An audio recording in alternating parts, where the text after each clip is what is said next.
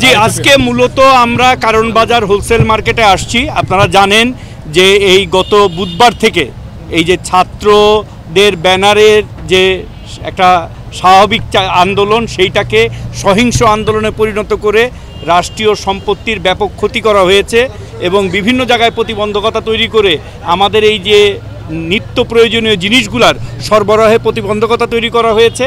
তারপরেও আমরা আমাদের এনবিআর, বাংলাদেশ ব্যাংক এবং আমাদের যে পোর্ট অথরিটিগুলি আছে তাদের সাথে কিন্তু এই সময়ে আমরা যোগাযোগ রাখছি এবং যেহেতু এটা পচনশীল পেঁয়াজ, কাঁচামরিচ এগুলো পচনশীল, এগুলো যেন কোনোভাবেই মানে প্রতিবন্ধকতার মধ্যে না থাকে, আমরা এই যে মাঝে মাঝে যে গ্যাপগুলো হয়েছে কারফিউর, এই গ্যাপের মধ্যে এই মালগুলো আমরা রিলিজ করাইছি এবং পরবর্তীতে ডিসিদের মাধ্যমে আমরা পরিবহন করে আমরা এই হোলসেল মার্কেটে নিয়ে আসছি।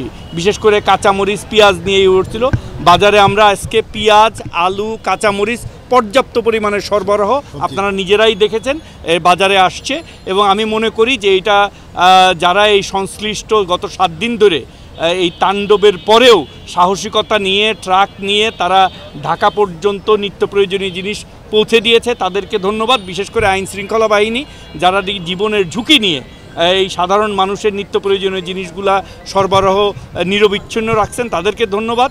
আর আমরা এখানে আসছি যাতে সরবরাহিত পণ্যগুলি ঠিকমতো হোলসেল মার্কেটে পৌঁছায়, এটা নিজেরা দেখার জন্য, সরবরাহ জানি ঠিক থাকে। এবং আজকে থেকে যেহেতু আজকে 1টা থেকে 5টা, আগামীতে আরেকটু হয়তো বৃদ্ধি করা হবে এবং বিভিন্ন জেলা পর্যায়ে 8 ঘন্টা 9 ঘন্টাও করা হচ্ছে। সো আমরা এই সরবরাহটা নির্বিচ্ছিন্ন আমরা রাখতে চাই, সেই জন্যই আমাদের আজকে হোলসেল মার্কেটে আসা। পরবর্তীতে আমরা চালের বাজারটাও দেখতে যাব যে সেখানকার কী অবস্থা। বাট আমি মনে করি যে আপনারা নিজেরাও সন্তুষ্ট হবেন যে এই কারফিউর মধ্যে এই ধ্বংসাত্মক কার্যক্রম বিএমপি এবং জামাত এবং তার এই জঙ্গি বাহিনী যেভাবে ধ্বংসলীলা চালিয়েছে, মানুষের মধ্যে আতঙ্ক তৈরি করেছে, আমাদের দেশপ্রেমিক সেনাবাহিনী মাঠে নামাতে সকলের মধ্যে আস্থা ফিরে আসছে। মানুষের মধ্যে জানি আস্থা ফিরে আসে, আমাদের যারা পাইকারি আছে তারা যেন আস্থায় নিয়ে ট্রাকগুলা ঢাকায় ঢুকাতে পারে, সেই জন্যই আসলে পরিদর্শনে আসা। এবং আমি খুবই আশান্বিত এবং খুবই সন্তুষ্ট যে কোনো পণ্যের সরবরাহের কোনো নাই।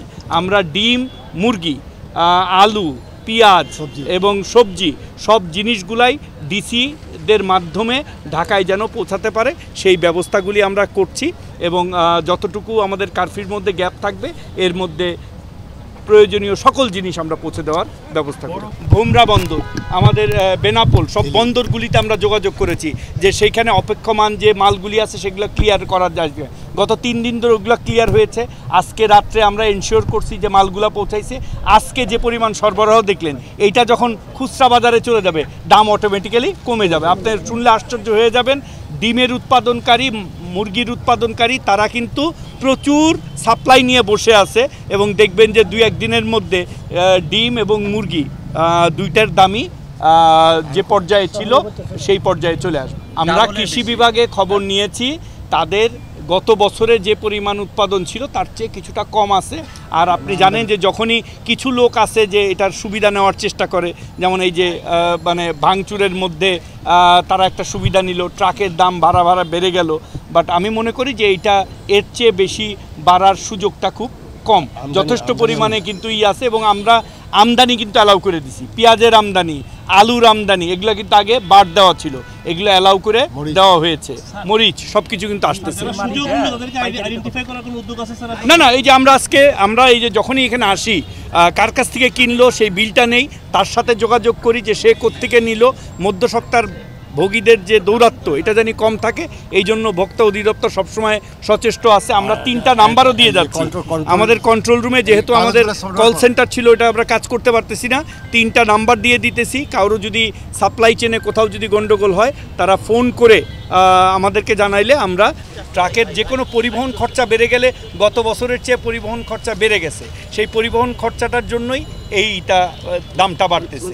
আর আমাদের কৃষকরা স্মার্ট কৃষক, এখন আর আগের মতো নাই, তারাও কিন্তু রেশনালাইজ করে একটা জিনিসের অন্য জিনিসের দাম বাড়লে সাথে সাথে তারাও নিজেদের পেঁয়াজের দাম বা কৃষি পণ্য তাদের দামটা বেড়ে যায়। সো সব জিনিসের তো যৌক্তিক জিনিস আপনি খুঁজে পাবেন না। যে এই ধ্বংসযজ্ঞের পরেও মাল পণ্য বাজারে অ্যাভেলেবেল আছে, কারফিউর পরেও রাত্রেবেলা মাল আসছে, এইটা দেখার জন্য আসছি।